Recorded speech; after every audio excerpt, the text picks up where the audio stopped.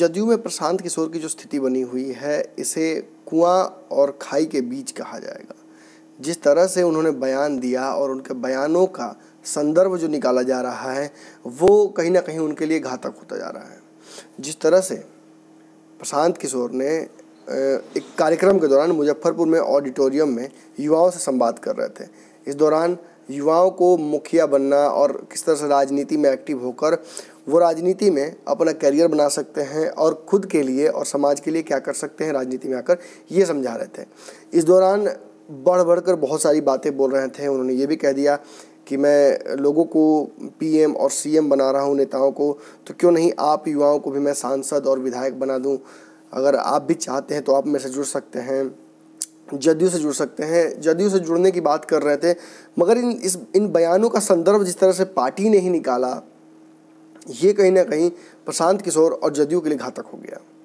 जदयू के प्रवक्ता नीरज कुमार ने बहुत एग्रेसिवली प्रशांत किशोर की इस बात को टैकल किया और उन्होंने साफ तौर पे कह दिया कि बहुत हवा में उड़ने की ज़रूरत नहीं है, हवाबाजी करने से नहीं होता है। नीतीश कुमार अपनी क्षमता से सीएम बने हैं और प्रधानमंत्री नरेंद्र मोदी भी अगर पीएम बने हैं तो उनको किसी प्रशांत किशोर ने नहीं बनाया, बल्कि अपनी क्षमता से बने। हाँ, ये ज़रूर बात है कि प्रशांत किशोर ने पीआर किया। प्रशांत किशोर सोशल मीडिया चलाते हैं, फेसबुक और ट्विटर पर ट्वीट करते हैं, जिससे हो सकता है कि नेता के कुछ फॉलोअर्स को उनकी बातें समझ में आ जाए। मतलब ये मैग्नीफाई करते हैं बेसिकली, जो नेता का प्रोफाइल होता है वो नेता क्या कर रहा है सोशल मीडिया पर लोगों को बताते हैं, ताकि सोशल मीडिया पे आजकल के जो युवा हैं वो समझ सके कि भैया हमारे नेता फलाना नेता क्या कर रहे हैं। नेता और जनता के बीच में संवाद बहुत नहीं हो पाता है, क्योंकि एक तो सिक्योरिटी बहुत बड़ा फैक्टर होता है, दूसरा जो फैक्टर होता है वो ये होता है कि नेता व्यस्त होते हैं। उनके पास बहुत सारा काम होता है और इतना समय नहीं होता है कि जाके क्षेत्र में जनता से 1 to 1 मिल सके। चुनाव में हालांकि ज़रूर पहुँचते हैं, मगर यही जो डिस्टेंस है इसको कहीं ना कहीं प्रशांत किशोर रोकते हैं, ये डिस्टेंस को सेपरेट करते हैं और जनता और उनके जो नेता होते हैं उनके बीच में एक संवाद स्थापित करने का प्रयास करते हैं। अब ये संवाद जो स्थापित किया जाता है ये सही है, मगर ये कह देना कि इस संवाद की वजह से ही फलाना नेता पीएम बन जाएगा या सीएम बन जाएगा, ये कहीं ना कहीं अतिशयोक्ति है और इसी अतिशयोक्ति में प्रशांत किशोर फंस गए। अब प्रशांत किशोर फंस गए तो फंसना ही तक नहीं था, जहाँ एक तरफ बीजेपी एग्रेसिव हो गई। बीजेपी ने कह दिया अरे आप ऐसे कैसे कह सकते हैं कि नरेंद्र मोदी आपकी वजह से प्रधानमंत्री बन गए हैं। पूर्व में भी आपको बता दें कि नरेंद्र मोदी को प्रधानमंत्री बनाकर प्रशांत किशोर अलग हट गए थे, जिसके बाद कयास लगाया जा रहा था कि बहुत अच्छे रिश्ते इनके नहीं हैं अमित शाह के साथ।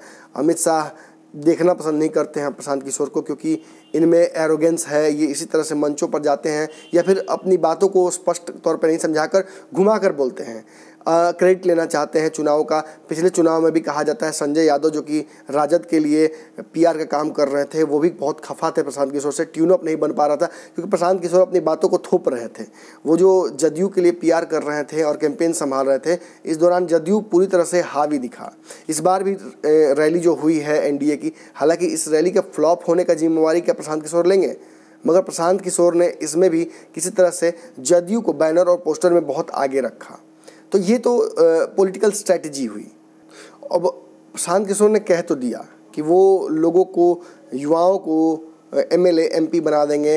पूर्व में भी उन्होंने पीएम और सीएम बनाया है। मतलब ये कह देना और फिर करना, और उसके बाद जो उनकी बुराई शुरू हो जाती है, उनके खिलाफ अपने ही लोग खड़े हो जाते हैं, ये कैसे होगा। कहा जा रहा है कि जदयू 2 फाड़ में बट गया है।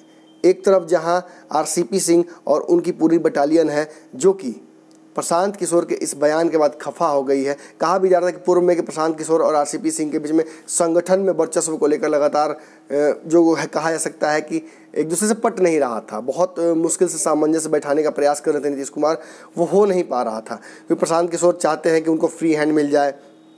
आरसीपी सिंह ने शुरू से ही डोमिनेट किया है जदयू की इस इंटरनल पॉलिटिक्स को, तो बहुत लोग खफा हुए थे और उन लोगों को मौका दे दिया कैसे प्रशांत किशोर ने ये बातें कहकर। मतलब इतना ही नहीं है, इसके बाद आरजेडी और कांग्रेस बहुत एग्रेसिव हो गए हैं। आरजेडी और कांग्रेस ने भी उनके ऊपर बयानों से आलोचना करनी शुरू कर दी है। प्रशांत किशोर के इस बयान पर आरजेडी ने प्रतिक्रिया देते हुए कहा है, पहले वह अपने आदर्श नीतीश कुमार को एक चुनाव जिता कर दिखाएं। मतलब वो कह तो रहे हैं कि सीएम बना देंगे, पीएम बना देंगे, युवाओं को विधायक और नेता बना देंगे, सांसद बना देंगे, मगर क्या प्रशांत किशोर नीतीश कुमार को नालंदा की सीट से चुनाव जितवा सकते हैं? ये एक बड़ा आरोप लगाया है आरजेडी ने इस मुद्दे पर प्रशांत किशोर को भी घेर लिया है और नीतीश कुमार को भी घेर लिया और कहा है कि नीतीश कुमार को नालंदा से सांसद का चुनाव जिता सकते हैं प्रशांत किशोर, या कुछ नहीं होता तो विधायक ही बनवा दें।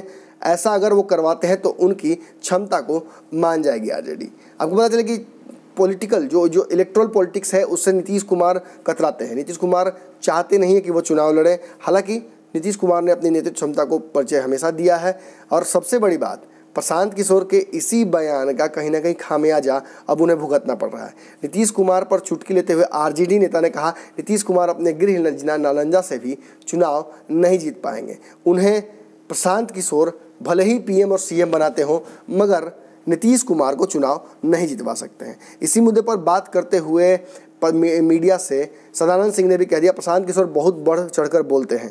कांग्रेस नेता है सदानंद सिंह, और इन्होंने जिस तरह से बयान दिया है, इस बयान का भी प्रशांत किशोर को झेलना ही पड़ रहा है, साथ साथ नीतीश कुमार को भी झेलना पड़ रहा है। प्रशांत किशोर के बयान के बाद से आपको बता दें कि जब प्रशांत किशोर जदयू के राष्ट्रीय उपाध्यक्ष बने थे, इस दौरान सबसे ज़्यादा खुश नीतीश कुमार थे, मगर अभी जो परिस्थिति बन गई है इसमें नीतीश कुमार को काटो तो खून नहीं वाली स्थिति हो गई है। जैसा बयान उन्होंने दे दिया है, एक तरफ तो भाजपा के साथ नीतीश कुमार चाहते नहीं कि कुछ भी खराब हो, और परिस्थिति ऐसी हो गई है कि भाजपा खफा हो गई है।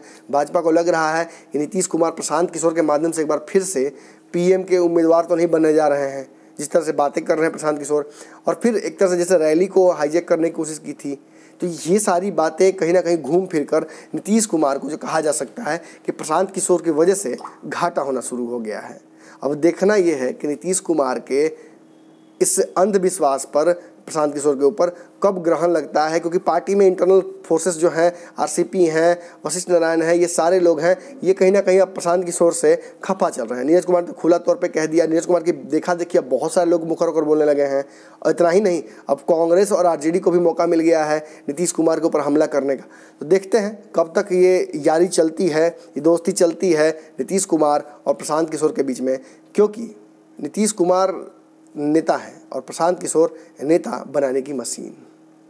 धन्यवाद। हमारे फेसबुक पेज को लाइक करें, ट्विटर पर फॉलो करें न्यूज़ बिहार लाइव, और साथ ही साथ हमारे यूट्यूब चैनल को सब्सक्राइब करें। सब्सक्राइब करने के बाद बेल आइकन दबाना ना भूलें। धन्यवाद।